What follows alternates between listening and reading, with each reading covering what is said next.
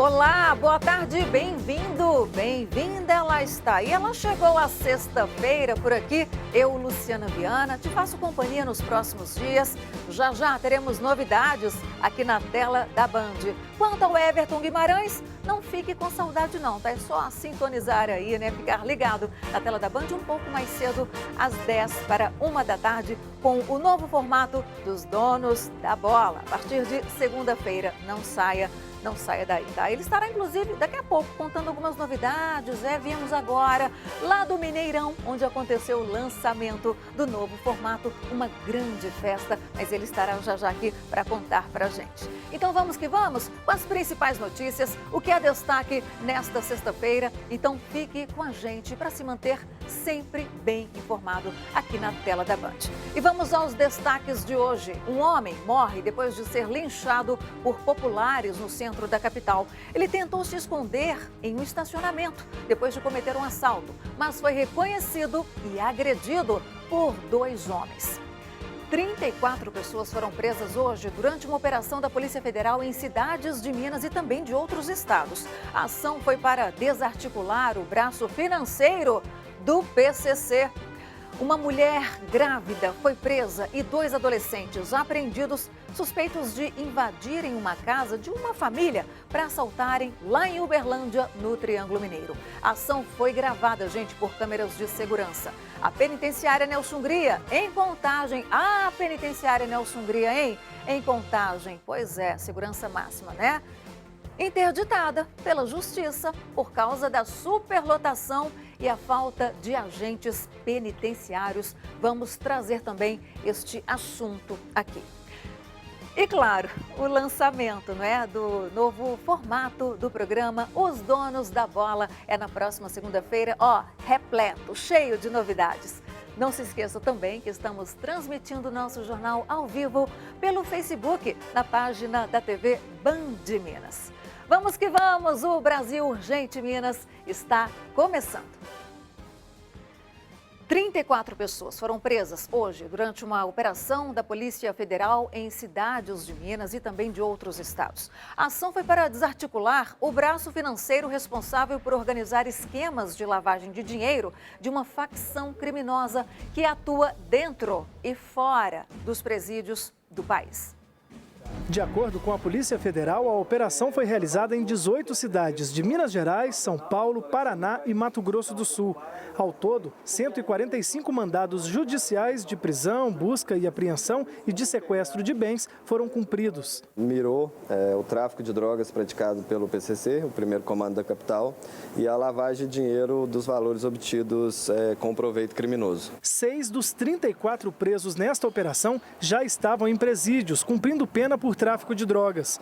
O principal alvo era o chefe da contabilidade, que fazia todo o movimento financeiro de dentro da cadeia. Ele fazia as conferências por meio de ligações telefônicas, né? Ele era avisado dos depósitos e os comprovantes eram enviados por meio de aplicativo de troca de mensagem para que ele pudesse realmente bater a conferência, né? Quando não era enviada a foto do depósito, por exemplo, o faccionado envia o dia, a data e hora do depósito com o valor e o número do terminal de depósito para que ele possa depois checar se foi realmente aquele faccionado que fez o depósito. 45 contas bancárias que pertencem a parentes de membros da organização criminosa foram bloqueadas. Em quase 9 meses, elas movimentaram mais de 7 milhões de reais. As investigações chegaram até a contabilidade geral do tráfico de drogas, que era mantido pela facção criminosa. Os policiais federais descobriram que o grupo movimentava cerca de 5 milhões de reais por semana somente com a venda de cocaína em todo o país. Ainda segundo a PF, o dinheiro arrecadado com o tráfico era depositado em menor quantidade em contas diversas e posteriormente transferidos para outras contas ou sacados pelos traficantes. Os presos vão responder por tráfico, participação em organização criminosa e lavagem de dinheiro. Só prender os traficantes a gente tem visto que não está resolvendo, né? Tanto que 6 investigados já estavam presos e continuavam praticando o tráfico de drogas. Então, prendendo o contador, né, desarticulando a sua rede de lavagem de dinheiro, a gente espera que isso dê uma desestruturada na maior facção organizada, facção criminosa do Brasil. É isso aí, Polícia Federal. Enquanto não atingir o bolso deles, eles vão continuar atuando, não é? Prisão não adianta, dentro ou fora, para eles a ordem vem de qualquer forma, não é? Então, atacando o bolso, o braço financeiro, aí sim será possível combater esse mal que reflete em várias outras questões sociais, né, no nosso país. Combate ao tráfico de drogas. Gente, o ex-goleiro Bruno Fernandes tem até o próximo dia 18 para provar à justiça que está trabalhando. Se não cumprir o prazo, Bruno terá que prestar um serviço em obra ou instituição pública. Essa medida, ela é uma daquelas 8 exigências estipuladas pela Justiça na decisão do dia 18 do mês passado. Você acompanhou aqui no Brasil Urgente em Minas, não é? Que beneficiou o ex-goleiro com a progressão para o regime semiaberto domiciliar. Em 2017, o Bruno chegou a assinar um contrato com o time do Boa Esporte de Varginha e disputar 4 partidas pelo clube, até ter a liminar de liberdade provisória suspensa pelo Supremo Tribunal Federal.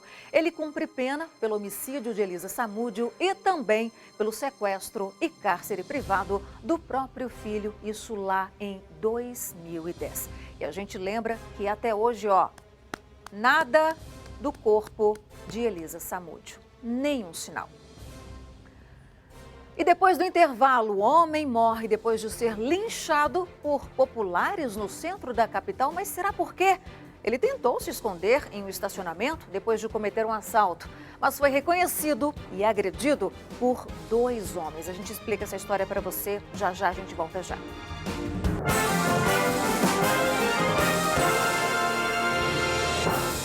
Para você que está chegando agora, Brasil Urgente Minas no ar, comigo Luciana Viana. Por onde anda Everton Guimarães? Everton Guimarães, gente, neste momento está lá no Mineirão, sim, no Gigante da Pampulha, no lançamento, né, do novo formato do programa Os Donos da Bola, que você confere na próxima segunda-feira, às 10:50, aqui na tela da Band. Eu sigo com você nos próximos dias, né, por um tempo, e já, novidade, está aqui na tela da Band, tá bom? Obrigada pela companhia e mais uma vez bem-vindo, bem-vinda. Vamos que vamos com as principais notícias. O que é destaque nesta sexta-feira? A gente fala da penitenciária Nelson Hungria, em Contagem, na região metropolitana de Belo Horizonte, que está temporariamente interditada pela Justiça, tá? Isso por causa da superlotação. A falta de agentes penitenciários e a deficiência na fiscalização. Tudo isso contribuiu, porque a decisão foi proferida na tarde passada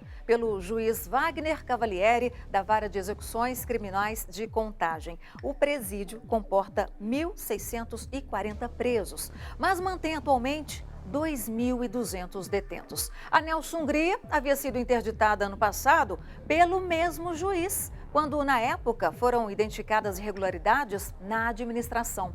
Segundo a Secretaria de Estado de Administração Prisional, existe um processo seletivo para agentes penitenciários em andamento já, tá? E que a penitenciária é uma das que mais receberam investimentos dentro do Estado neste ano. Esta é uma questão que a gente está aqui sempre batendo, não é? O sistema prisional, não só em Minas Gerais, mas em todo o Brasil. Tem que se jogar luz neste assunto, né? Há déficit de agentes, há falta de investimentos. Como é que está sendo lá dentro, não é, para os detentos? Eles realmente têm condições de sair e se socializarem de novo aí junto à sociedade? Então, é um trabalho minucioso. É trabalhoso? É, mas tem que sentar à mesa, colocar ali, no papel e sair do papel também, tá, gente, os planejamentos. Porque ficar só ali no papel não adianta, não, tá bom? E claro, a gente fica pensando também nas famílias, não é? Não só dos detentos, nas famílias das vítimas, porque tem muito bandido aí solto ainda, tá? Que tirou vida de pessoas inocentes e está aí, fora, cometendo os mesmos crimes. Porque a nossa legislação não ajuda, não é? A Polícia Militar vai lá, faz o trabalho dela, a Polícia Civil vai lá, faz o trabalho dela, né? Colhe ali todas as provas e enfim, aqueles agravantes para que a pena seja aplicada. Mas aí a nossa legislação vai lá, né? E dá aquela folguinha para o detento. Ele pode sair, não é? ele pode ter algumas regalias. Então é preciso realmente expandir esse pensamento, tá? Déficit de agentes penitenciários, ok, vamos trabalhar em cima disso. Como é que está sendo a educação dos detentos lá dentro? Ah, o bloqueio de celular? Isso aí nem se fale, né, gente? Porque lá de dentro eles têm acesso aos aparelhos de celulares. A gente não sabe muito bem de que forma. De vez em quando aparecem aí alguns aparelhos apreendidos, né? Naquele momento ali em que a pessoa passa, né? O visitante, enfim, é flagrado com o aparelho em algum lugar do corpo, ou até mesmo dentro de um bolo, né? Dentro de um prato de comida. Enfim, é preciso realmente investimento. Se não houver investimento nessa área, a gente vai ficar aqui, ó, dia após dia, mês após mês, anos após anos, falando da mesma situação. Detentos de dentro da cadeia, ditando ordens para quem está aqui fora. Familiares chorando as vidas, não é, de entes queridos que se foram por causa de um assalto, não é? Sim, de um atropelamento. A gente viu aí outro dia em São Paulo, inclusive, um bandido ali fugindo, né, da polícia e acabou atropelando pai e filhos. Felizmente, é claro, eles tiveram ferimentos, mas não morreram. Mas são coisas, gente, que a gente tem que parar realmente para refletir, para que esse mundo fique melhor, não é? Porque senão, ó, para o mundo que eu quero descer. Não sou eu, acredito que você também. Então, vamos juntos nessa questão, porque o clamor popular também faz a diferença, tá? Você não sabe por onde começar, como fazer? Vá atrás do seu vereador, do deputado, né? Naquele que você votou, cobre dele, tá? Cobre dele atitudes realmente com ética, para que o país possa avançar, para que as pessoas tenham a segurança de andar nas ruas, olhando o seu celular, por que não o seu tablet? Não, a gente não pode fazer isso porque a gente não vive ainda no mundo ideal. Claro, a gente sempre escuta as orientações da Polícia Militar. Olha, não ande com seu celular, não é? A mostra ali. Está no ônibus, está no busão, indo para o trabalho, para o seu compromisso, para a escola, está lá falando ao celular na janela. Vem um ali, ó, e pega de você. A Polícia Militar o que orienta a não usar. Mas claro, a gente sonha e deseja muito um mundo ideal, né? Em que a gente possa ter o livre-arbítrio de escolher ali, enfim, formas de se locomover, aparelhos, enfim, sejam caros ou baratos para você usar de forma segura, tranquila, né? Sem você ter que temer, olhar para todos os lados, se tem alguém te olhando, se tem alguém te mirando ali, alguém olhando para o seu celular. Realmente não é fácil viver desse jeito, essa angústia constante, não é? Bom, mas vamos que vamos, pegando leve, porque hoje é sexta-feira e se é sexta-feira, a gente tem que pegar mais leve. A gente segue com as informações, tá? Prestação de serviço. Atenção, você, estudante. Há centenas de vagas de estágio abertas aqui em Minas. Mas os estudantes não estão aparecendo, gente, para se candidatar. Por quê? Nesse momento, há pelo menos 1.300 oportunidades à disposição de quem quer dar esse primeiro passo, né? Esse passo importante, correr atrás para entrar no mercado de trabalho. Acompanhe. Essa escola profissionalizante no centro da capital dá prioridade para os alunos estagiarem na própria instituição. Nada melhor eu, como empresa, dar a oportunidade desse jovem me comprovar que o que eu ensino dentro de sala de aula seja realmente aplicado dentro do ambiente profissional. Desde quando iniciou o curso, a Sara já pensava no estágio e conseguiu a vaga na recepção. Colocar em prática o que eu aprendo dentro de sala e, por que não, eu crescer na empresa. O Gabriel começou como aluno, virou trainee e agora é professor. Foi a porta de entrada e o pontapé inicial mesmo, né, para minha carreira. E hoje, muito orgulhoso, muito feliz de tudo que eu alcancei até aqui. A experiência adquirida no estágio é o início da trajetória no mercado de trabalho. Imagina um jovem que ele é tímido. Qual que é a oportunidade dele no mercado de trabalho hoje? Imagina um jovem que não tem a capacidade aguçada de pesquisa. Qual que é a oportunidade dele hoje? Então, o estágio é esse processo de maturação. Muitos estudantes que procuram estágio recorrem ao Centro de Integração de Empresa-Escola, o CIE. Em Minas Gerais, são oferecidas cerca de 1.300 vagas por mês. Nós não estamos encontrando os alunos para suprir as vagas que nós temos. Mas é importante que esse jovem comece a procurar já a oportunidade de emprego para ele. Pois é, se você não procurou porque não sabia, não tem desculpa. Tá aí a informação, a prestação de serviço para você. Você, diante dessa informação, está à procura de estágio? Então, bola para frente, tá? Toma iniciativa. Para acompanhar as vagas que são lançadas todo mês, gente, é só correr na internet, tá? Acessar o portal.ciee, o CIEE, não é? .org.br. Não perca tempo, não deixe para amanhã o que você pode começar hoje, já. É sexta-feira, mas dá para começar hoje sim, já adiante aí, viu? Programe o seu futuro, hein? A responsabilidade é toda sua. E o sistema de abastecimento de água na região metropolitana de Belo Horizonte deve receber um investimento de 45 milhões de reais. Na verdade, são 450, né, diretor? Está me dizendo aqui? Sim.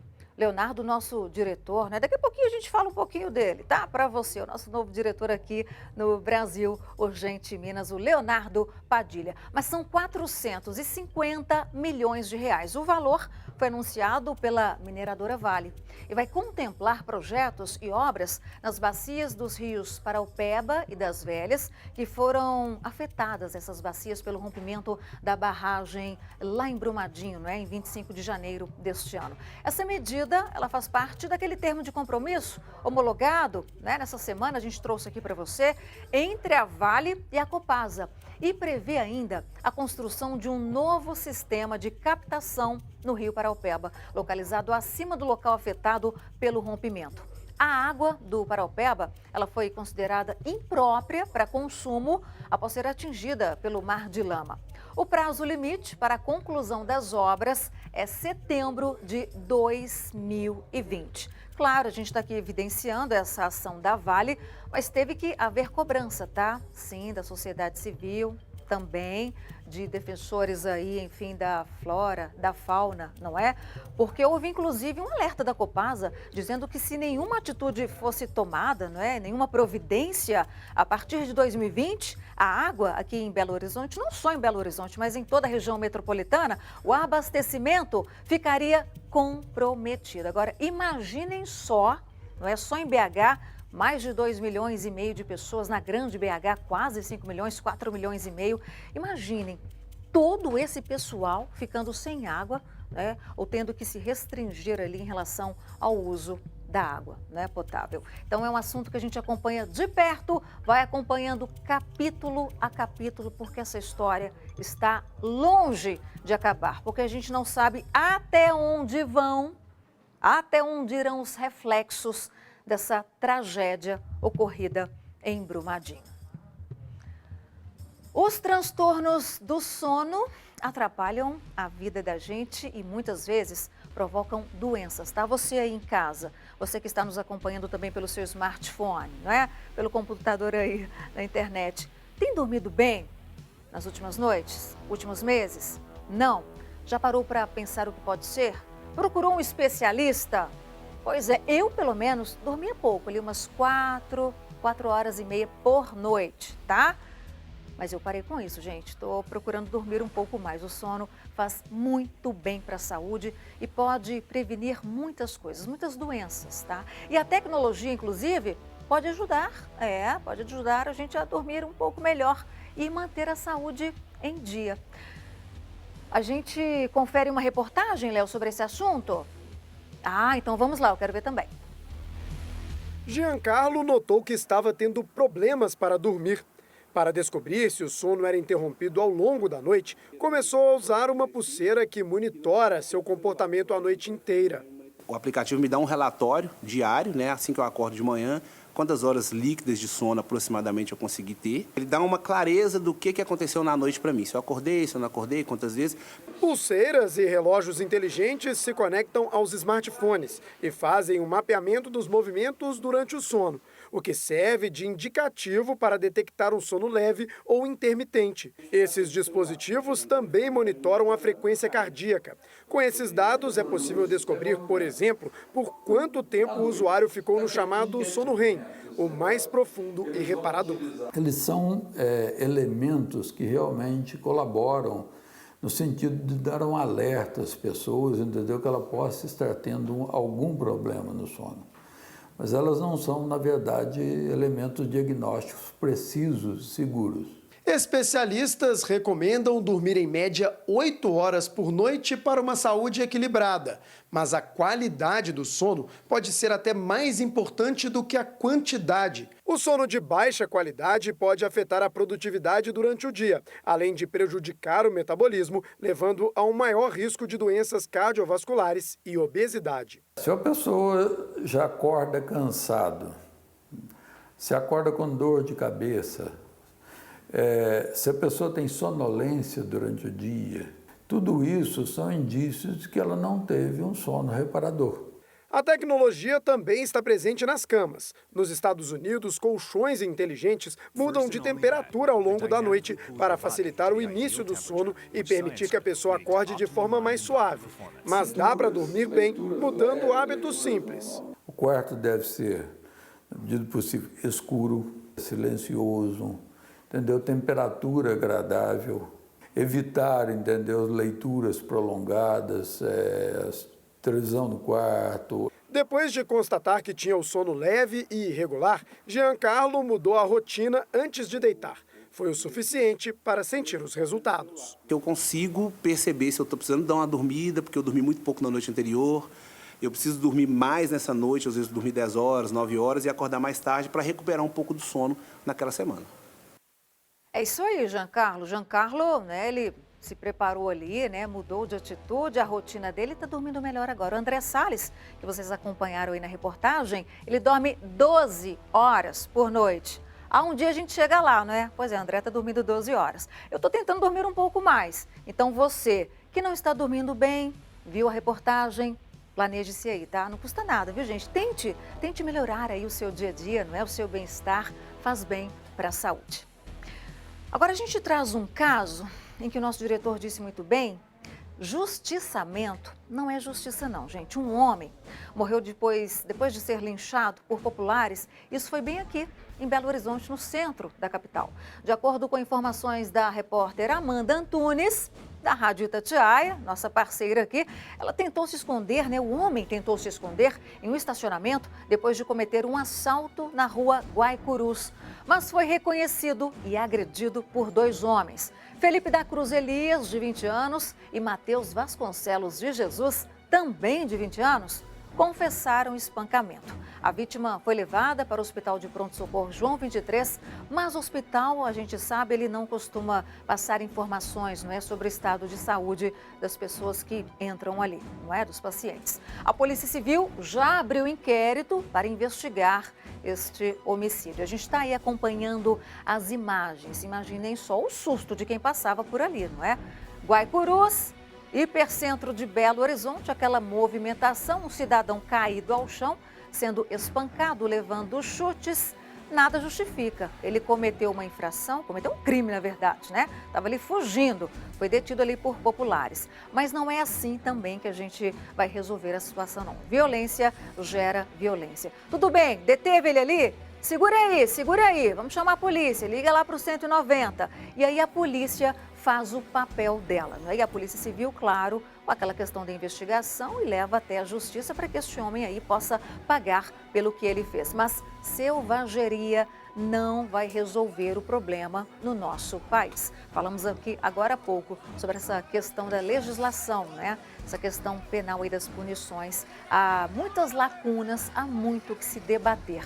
A gente está aí falando de reforma da Previdência, de reforma da tributária, mas a gente tem que rever também muito essa questão das leis no que diz respeito à punição aqui no nosso país. E ó, no próximo bloco, uma mulher grávida foi presa e 2 adolescentes apreendidos suspeitos de invadir uma casa para assaltar lá em Uberlândia, no Triângulo Mineiro. A gente volta em instantes com esse assunto para você.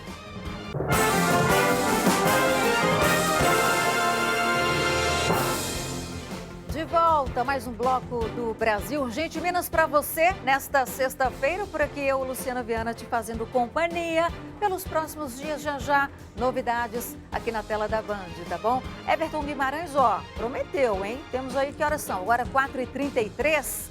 Temos até às 5 para as 5 para que Everton Guimarães apareça aqui no programa. Ele que está no Mineirão.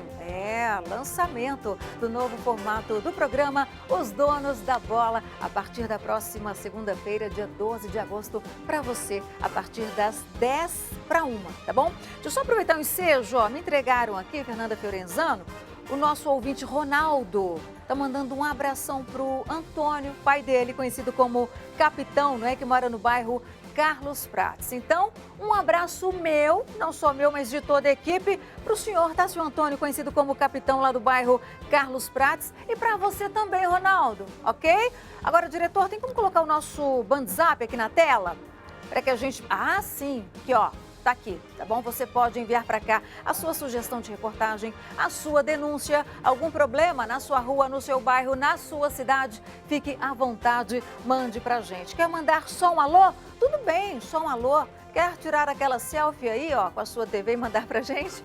Mande também, fique à vontade. A sua mensagem, seja de texto, de voz, será sempre muito bem-vinda. Então, vamos que vamos, seguindo com o programa e as informações. Ô, gente, a gente traz agora um caso de uma mulher grávida, gente. Grávida, imaginem só, não é? Com aquele barrigão ali. Ela foi presa e 2 adolescentes apreendidos suspeitos de invadirem uma casa, né, de uma família para assaltar. Isso foi lá em Uberlândia, no Triângulo Mineiro. A ação foi toda gravada por câmeras de segurança. Já estamos acompanhando aí, ó, a ação da turma. No imóvel estavam a mulher com a sogra idosa e o filho de 2 aninhos de idade. As imagens mostram que os jovens infratores, eles invadiram a residência quando o portão estava sendo fechado. É um perigo isso, não é? Aquele momento em que você está entrando ou saindo de casa pelo portão da garagem. A gente sempre alerta, né? A Polícia Militar pede para que dê uma olhada para um lado, para outro lado também, mas tem hora que não dá, né, gente? Infelizmente, essa família foi vítima aí dessa situação. Um adolescente armado com um revólver entrou na sala, procurou ali objetos, não é, de valor. Um deles chegou a separar uma televisão e em seguida pegou a arma com o cúmplice. Eles voltam para a sala, pegam a chave do carro que estava estacionado na porta, que também foi levado, tá? Foi roubado. Os infratores permanecem no imóvel por alguns minutos antes de fugirem. A PM identificou também, né, a participação da esposa de um dos adolescentes no crime. Essa é a mulher que a gente estava falando com você, né? Grávida, gente, grávida. Claro, foi presa, não tem jeito, não é? O carro foi recuperado, deve passar por perícia. A gente está aí acompanhando as imagens, né? O carro ali parado bem na porta e a gente fica imaginando também o susto, né? A angústia dessa família. Uma pessoa idosa dentro de casa, uma criança de 2 anos.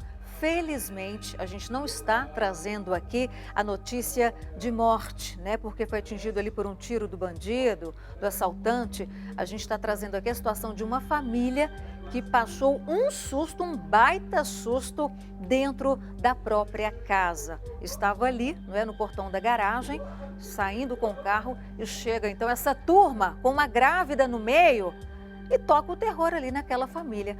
Agora, essa grávida não pensou na criança que ela está esperando? Como é que vai ser na cadeia? Ela achou que ia ficar por isso mesmo, que não ia parar na cadeia. Agora ela tem que pensar 2 vezes, né? Ó, na cadeia, gestante, o filho pode nascer lá, ou seja, não vai ser da forma como ela gostaria, eu imagino que não, porque toda mãe quer dar ali, né, todo amor, carinho para um filho, mas não dentro da cadeia. Então fica aí a reflexão também, tá? Vamos colocar a mão na consciência. Mãe, por que você foi fazer isso? Nada justifica, nada justifica. Estava precisando de ajuda? Tenho certeza que se você procurasse, pedisse ajuda, alguém ia estender a mão para você. Então, infelizmente, está aí, né? Essa turminha presa e a mãe, uma gestante, lá dentro, também presa nas grades. A gente sabe que isso não vai muito longe, não. Daqui a pouco tá solto, né? Mas fica ali, né? Com a mancha, né? Fica com a ficha manchada, com a ficha suja. A gente muda de assunto agora e fala da história de um homem de 41 anos. Gente, ele foi preso, suspeito de ser responsável pelo desaparecimento da ex-companheira. Isso foi lá em Juiz de Fora, na zona da Mata Mineira. No dia 8 de julho, ele registrou um boletim de ocorrência relatando o sumiço da ex-mulher.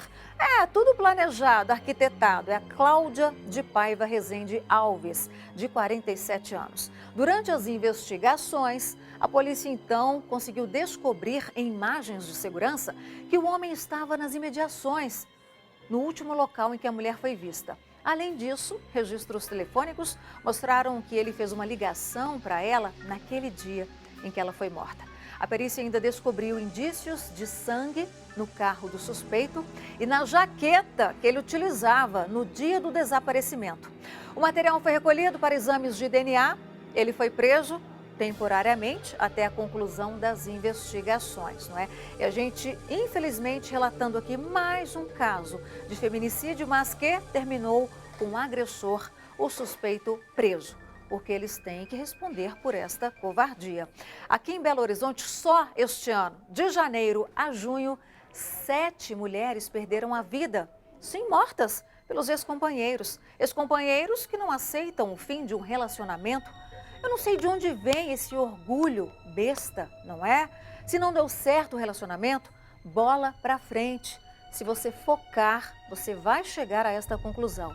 Se aquela mulher não me quer mais, se ela não me ama mais, paciência, não é? Bola pra frente, não vai estragar a sua vida, tirando a vida da sua mulher, que pode ser inclusive a mãe dos seus filhos, e complicando também a sua, porque uma hora ou outra você vai acabar na cadeia. A gente está com um núcleo aqui especial de investigação aí nos casos de feminicídio, né? A doutora Ingrid Estevam está à frente deste núcleo. As investigações, gente, ó, estão pesadas, tá? Eles não estão trabalhando 24 horas por dia. 99% dos casos solucionados, ou seja, 99% dos homicídios já com os culpados, ó, os acusados, atrás das grades. Então a gente tem que refletir sobre esta questão, tá? Essa questão da violência doméstica, que começa ali com um grito, não é? Um insulto, uma crítica negativa. Ah, você é feia. Ah, sua família não gosta de você. Não é? Então começa por aí. Eu sei, muitas mulheres são esperançosas, otimistas, não é? De que a situação possa melhorar. Muitas delas, enfim, que não conseguem denunciar, dar o grito, né, de socorro, porque tem às vezes crianças pequenas em casa, não é? Querem manter ali, entre aspas, aquela estrutura, aquele núcleo familiar. Então, por isso a importância também de quem está perto desta mulher, está desconfiando ou até mesmo vendo ali, ela está sendo ameaçada, humilhada, correndo risco de morrer, você pode dar o grito, tá? Você vizinho, você amigo, tá bom? Você filho, sim, muitos adolescentes aí, fiquem de olho, tá? Porque você pode ligar 181, não precisa se identificar, denuncie de forma anônima, se você também não quer se comprometer com essa situação. Mas saiba que a sua atitude, a sua ligação, a sua denúncia pode salvar a vida de uma mulher. Agora, a questão da cultura, da educação, é um capítulo também muito importante. A gente tem que dar fim, é difícil, a essa cultura machista, né, na qual vivemos. Então, isso deve começar desde lá, ó, na escolinha, ensinando o respeito, independentemente do gênero, seja menino, menina, independentemente do gênero. É um ser humano respeitando o outro. O sentimento acabou? O amor, o tesão, o prazer, não é aquela paixão? Acabou, acabou. Você não tem que acabar com a vida daquela pessoa que não te ama mais, tá?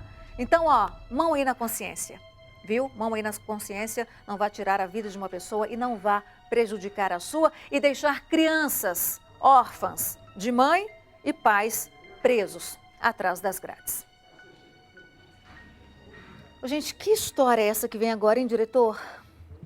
Difícil até de falar, viu? Uma mulher, ela foi presa, suspeita de matar uma criança de 6 anos de idade, estrangulada. Isso foi em Divinópolis, na região centro-oeste aqui do estado. De acordo com a Polícia Civil, A garota estava desaparecida desde a tarde passada e foi encontrada morta por volta da meia-noite, nos fundos do prédio onde morava. Inicialmente, a polícia acreditou que a menina tinha morrido depois de cair da janela do apartamento. Mas a perícia constatou que a causa da morte da criança, 6 anos de idade, hein, gente, foi estrangulamento. A principal suspeita é uma mulher de 38 anos que também mora no mesmo prédio. As investigações preliminares indicam que a mulher e a mãe da criança tiveram um desentendimento na última semana. A suspeita foi presa, encaminhada para o presídio Floramar, também lá em Divinópolis, onde vai ficar à disposição da Justiça. Enquanto ela está à disposição da Justiça, tem uma mãe chorando pela morte de um filho, não é? Uma criança de 6 anos de idade. Que covardia, gente. O que essa outra mulher pensou, essa vizinha, né? Vou atacar, vou vingar esse meu desentendimento com ela, tirando a vida do filho.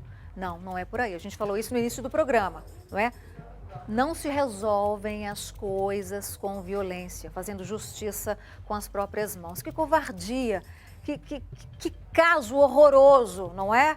Que arrependimento essa mulher deve estar sentindo agora. Se é que ela tem algum sentimento mesmo. Porque a mãe está lá, ó, chorando a morte da criança de 6 anos. Infelizmente, uma triste notícia que a gente traz numa tarde de sexta-feira, mas a gente tem que relatar porque muitos outros casos podem estar ocorrendo por aí. Às vezes uma briguinha ali de vizinho, uma discussão, não é? Você acha que não é nada, mas por trás daquilo pode ter uma pessoa enfurecida, não é?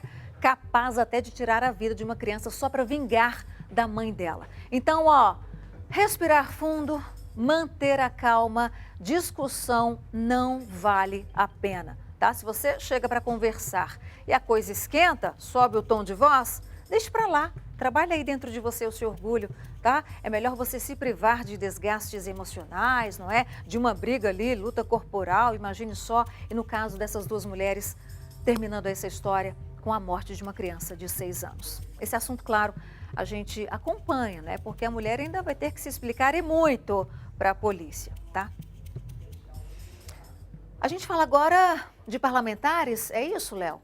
Ah, sim, deputados estaduais, né, que querem fazer uma CPI para apurar a falta de cobradores em ônibus aqui da capital, fora do horário permitido. A gente sempre recebe aqui mensagens de telespectadores reclamando dessa situação, da falta de cobradores dentro dos coletivos aqui em Belo Horizonte. O motorista está lá, cheio de tarefas, prestar atenção no trânsito, que não é fácil não é? No passageiro que entra, naquele passageiro que passou roleta, sentou, no idoso, naquele deficiente, né? Tá ali na cadeira de rodas, com a mobilidade, enfim, limitada ali, tem que descer, ajudar. Ah, sem falar no quê? Calcular o troco, né? Porque muita gente ainda paga a passagem com dinheiro, tem o cartão, mas muita gente ainda usa ali o dinheiro e o motorista tem que dar o troco também. Ou seja, aquele acúmulo de funções, isso já não é novidade. Já trouxemos aqui no Brasil Urgente Minas, Everton Guimarães já falou e muito sobre este assunto. Então, ó, população reclamando, usuário do transporte coletivo público aqui em Belo Horizonte reclamando também, nós aqui cobrando das autoridades e a situação, então, acabou sendo tema, né, de uma audiência pública. Isso aconteceu ontem, quinta-feira, lá na Assembleia Legislativa e nas ruas. A nossa equipe flagrou um exemplo desse tipo de irregularidade. Então, eu te convido aí a acompanhar esta reportagem e se colocar no lugar dessa pessoa que aparece nela. E depois você me conte. Itair começou a usar cadeira de rodas depois de perder o movimento das pernas numa queda de andaime. Há 6 anos, ele enfrenta várias dificuldades no transporte público, o que piorou agora com a falta de cobradores. É muito difícil sem cobrador, cara. Os motoristas têm que descer para ajudar a gente e fica complicado para eles também. Antes de embarcar, o Itair espera o motorista fazer o troco dos passageiros para depois operar o elevador do ônibus. Uma espera que atrasa a viagem. Complicado, hein, motorista? É luta, né? Fica difícil também para o motorista falar que tem que cumprir ordem, tem que estar trabalhando e E é difícil mais ainda para o passageiro, né? É, para o passageiro, o motorista também, né, coitado? Porque fazer 2, 3 coisas ao mesmo tempo é meio complicado, né? Tem mais ou menos 6 minutos que vocês estão parados aqui só para ele fazer o troco, descer. E a gente tem que ter muito respeito com o motorista, porque você tá vendo aí, é luta, coitado, né? Mas infelizmente... Né? Certo, agora que ele vai voltar lá para o posto dele, assumir lá a cadeira de motorista e continuar a viagem. O atraso causado por toda essa operação atinge também pessoas como a Elisete, que sempre chega atrasada por conta da demora dos coletivos. Eu estou atrasada por conta disso, porque o motorista ficou mais de 10 minutos esperando, cobrando a passagem de todo mundo. Como é que você faz com a patroa? Ué, a gente fica falando e eles acham que a gente está mentindo, mas não é por conta disso. Segundo uma lei da capital, todos os ônibus convencionais devem circular com um agente de bordo, com exceção do horário noturno, das 8h30 da noite às 6 da manhã e nos domingos e feriados. Veículos do BRT ou executivos e de turismo também estão desobrigados. Legislação que parece não estar sendo cumprida pelas empresas de ônibus. A discussão em torno desse assunto veio parar aqui na Assembleia Legislativa do Estado. Representantes de vários órgãos e entidades se reuniram para falar principalmente sobre fiscalização. O motorista está com dupla função, então não é só simplesmente chegar aqui e falar que esse debate não serve para a região metropolitana. Eu acho que esse debate serve para todo o Estado. É uma questão de humanidade, é uma questão de segurança no trabalho, de dar assistência às pessoas, aos usuários de maneira correta e justa. Um dos pontos discutidos na audiência pública foi a multa aplicada, que hoje é de apenas R$ 600 por viagem sem cobrador. E mesmo assim, não é paga pelas empresas. Nós estamos pedindo aqui o desdobramento, respeito com a população e com os profissionais que estão adoecendo. Nós temos um índice aí, mais ou menos, tá? 40% deles afastados por estresse, né? Tendo aí, tomando remédio depressivo, estão correndo risco, não tem vida social, não tem noite de sono mais, prejudicou a família, prejudicou todo mundo. A gente elaborou o projeto de lei para cassar a concessão pública em casos de omissão, em casos de descumprimento reiterado daquilo que é previsto no contrato de concessão. Viram só? Se colocaram no lugar dessas pessoas que apareceram aí na reportagem? Pois é, você já é usuário do transporte público aqui em Belo Horizonte, região metropolitana? Então já sabe, não é? A gente não trouxe nenhuma novidade aqui para você. A novidade é que esse tema está sendo discutido na Assembleia. E que não fique só na discussão, não. Alguma coisa tem que ser feita, porque a gente tem aí a população prejudicada, não é, com o serviço prestado. Temos também esses trabalhadores, os motoristas, pais de família, que ganham ali o pão dia a dia atrás do volante, com sofrimento mental, desgaste físico, emocional. Como é que fica a saúde mental desses profissionais que precisam trabalhar, não é? Levar o sustento para casa, os filhos estão lá aguardando, as esposas também. Então é preciso realmente discutir este assunto. Que bom, demorou, mas demorou e muito para chegar à discussão lá na Assembleia, tá, gente? Então a gente está em cima desse assunto, aquilo que eu falei ali, ó, o clamor popular. Vocês não sabem o poder que vocês têm na mão. Sim, nós, população, o poder que a gente tem nas mãos, a gente nem tem consciência, tá, do poder que a gente tem. Então vamos cobrar, sim, ir atrás lá do seu vereador, do seu deputado, não é? Enviar, enfim, para a imprensa a sua sugestão aí de soluções, não é? A sua denúncia. Vamos jogar luz no assunto cada vez mais para que algo realmente possa ser mudado. Porque se continuar assim, ó, cada vez mais motoristas sendo afastados por problemas de saúde, pedestres, usuários correndo o risco de serem atropelados, não é? Prestação de serviço aí, enfim, mediana, sem qualidade, ou seja, algo tem que ser feito para melhorar para todos os lados. Agora você, que não é motorista, tá? Já tentou se colocar no lugar de um motorista de ônibus aqui em Belo Horizonte? Imaginem só, a pressão de ter que levar para casa o sustento, não é? A cobrança de passageiros, lidar com outros motoristas estressados, com um trânsito caótico. Como é que chega no final do dia um cidadão como esse? Imaginem só.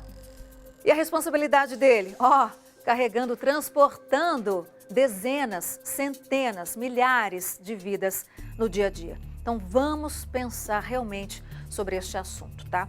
Em relação a esta reportagem, a BH Trans informou que os usuários do transporte público podem denunciar irregularidades no site da prefeitura, tá? Então não perca tempo, pelo Fale Conosco, tá bom?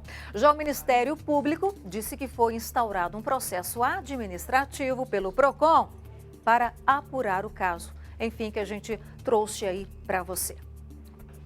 Seguimos com o Brasil Urgente Minas nesta tarde de sexta-feira para falar de 6 homens que foram presos hoje em uma operação da Polícia Civil para combater o furto de fios de cobre aqui em Minas Gerais. Isso também é um assunto recorrente, hein, gente? De acordo com as investigações, 5 suspeitos eram responsáveis por praticar os furtos e o 6º era o receptador dos produtos. Cerca de 400 quilos de cobre foram recuperados na ação. O material teria sido furtado da mina de uma empresa localizada na BR-040, isso em Ouro Preto, tá? Região central do estado. O prejuízo pode ultrapassar R$500 milhão. Prendeu quem furtou e o receptador prendeu? Não, porque tem que prender também quem compra o produto furtado. Senão não fecha a conta, não é? Você está ali prendendo quem furta e não detendo ali quem está comprando aquele material furtado. Então, tanto quem furta, tanto quem compra esse material furtado tem que responder por esse crime. Senão não para, senão a conta não fecha, tá? Diretor, a gente tem mais tempo para informação? Ah, é? Temos 2 minutos e meio? Dá tempo, então, de eu trazer a questão aí do prefeito de Belo Horizonte? Ah, sim, Alexandre Calil, não é? Do PSD, que sancionou hoje o plano diretor da capital. Discutido desde 2015, o plano havia sido aprovado pelos vereadores na Câmara em junho deste ano. Um dos pontos mais polêmicos, gente, atinge a construção civil, tá? Hoje, em um lote de 1.000 metros quadrados, é possível construir até 3.000 metros quadrados, tá bom? Isso incluindo ali a área vertical. É meio complicado, mas enfim, eles estão discutindo isso lá. Esse novo plano diretor limita o chamado potencial construtivo a 1, ou seja, em um lote de 1.000 metros quadrados, só poderão ser construídos 1.000 metros quadrados. Está mais claro agora, né? Isso poderá influenciar o preço dos imóveis. Quem quiser construir acima disso irá pagar a chamada outorga onerosa à prefeitura. Bom, a gente vai ficar por aqui. Everton Guimarães não conseguiu chegar a tempo, tá? É isso mesmo? Pois é, não chega mais, né, diretor?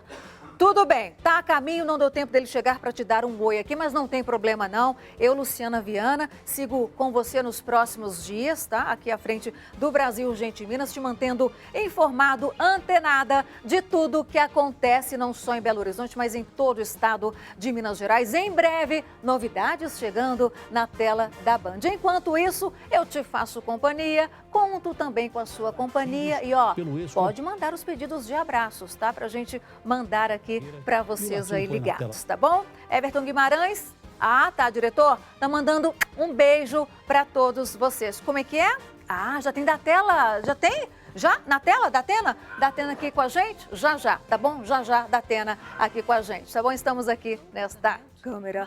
Ô, diretor, vamos lá então? Ô, Everton, não dá tempo mais. Everton, um beijo. Da Atena chegando por aqui, gente. Excelente fim de semana. Tchau.